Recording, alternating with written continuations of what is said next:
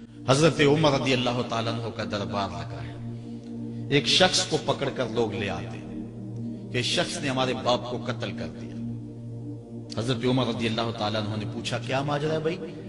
اس نے کہا جی واقعی میں ان کے باپ کا قاتل ہوں، لیکن میں نے قصداً قتل نہیں کیا۔ ہوا یہ کہ میں ایک مسافر ہوں، جا رہا تھا، راستے کے اندر سبز چراگاہ تھی، میرا اونٹ بھوکا تھا، اس چراگاہ میں داخل ہو گیا۔ اس کے بوڑھے باپ نے پتھر اٹھایا اور میرے اونٹ کو مارا، اس کی آنکھ نکل گئی۔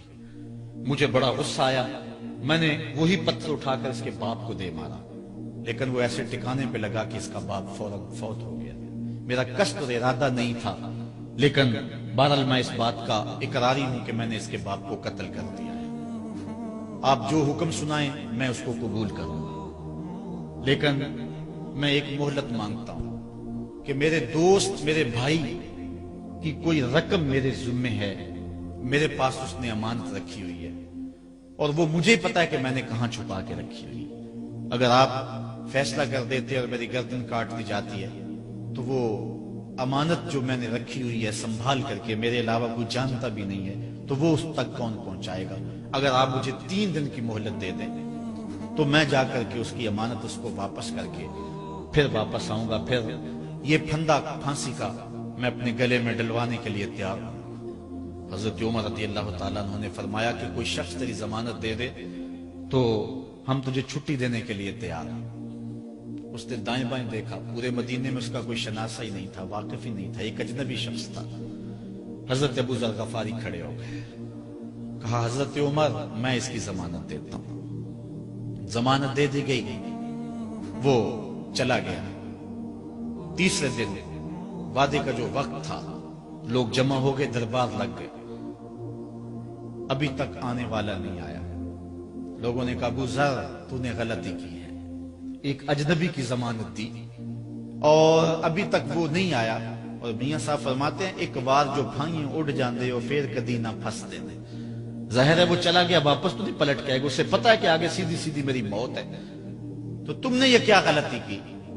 خیر آپ نے فرمایا کہ اگر وہ نہ آیا تو یہ پھانسی کا پھندا میرے گلے میں ڈال لینا، لیکن بہرحال میں نے اس کی ضمانت دی۔ کچھ عرصہ بیتا کہ دور سے گرد و غبار اڑتا ہوا دکھائی دیا۔ جب صورت واضح ہوئی تو وہی شخص تھا۔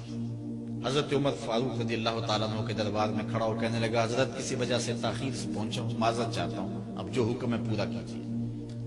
حضرت عمر رضی اللہ تعالیٰ عنہ اس کے پھانسی کے احکامات جاری کر چکے تھے۔ آپ نے فرمایا کہ ابو ذر یہ بتا کہ تو نے اس کی ضمانت کیسے دی جب تو اسے جانتا نہیں تھا؟ تو سن حضرت ابو ذر غفاری نے کیا کہا۔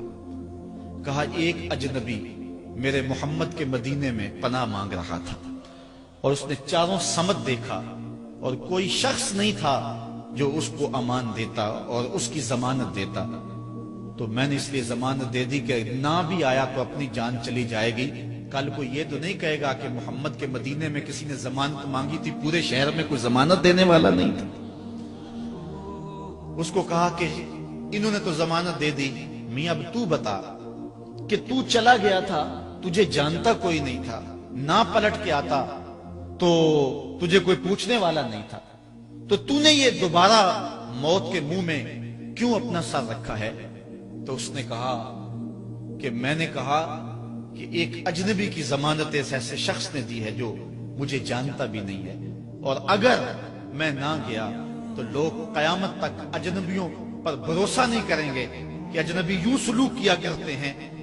تو حضرت عمر رضی اللہ تعالیٰ عنہ اس کے پھانسی کے احکام جاری کیے، تو جن کے باپ کو قتل کیا تھا وہ بیٹے کھڑے ہو گئے، کہنے لگے تاریخ کی کالک ہم اپنے منہ پہ ملیں گے، ہم بھی اپنے باپ کے قاتل کو معاف کر دیتے ہیں۔ یہ ہماری تاریخ ہے، یہ ہماری کہانی ہے، لیکن آج ہم کس جگہ پہ کھڑے ہیں اور کیا ہماری صورتحال ہے؟ نہ ہمارا کردار رہا اور نہ ہمارا کوئی تشخص رہا۔ آج ہم نے اپنا تشخص بھی مٹا کے رکھ دیا، اپنے طرز زندگی بھی بدل دی، نہ ہماری باطن کی وہ روشنی رہی، نہ ظاہری وہ صورت رہی کہ ہم پہچانے جائیں کہ حضور کے غلام ہیں، بلکہ آج بھانت بھانت کی بولیاں بول رہے ہیں۔ اقبال نے کیا کہا تھا؟ اپنی ملت پر قیاس اقوام مغرب سے نہ کر، خاص ہے ترکیب میں تجھے قوم رسول ہاشم۔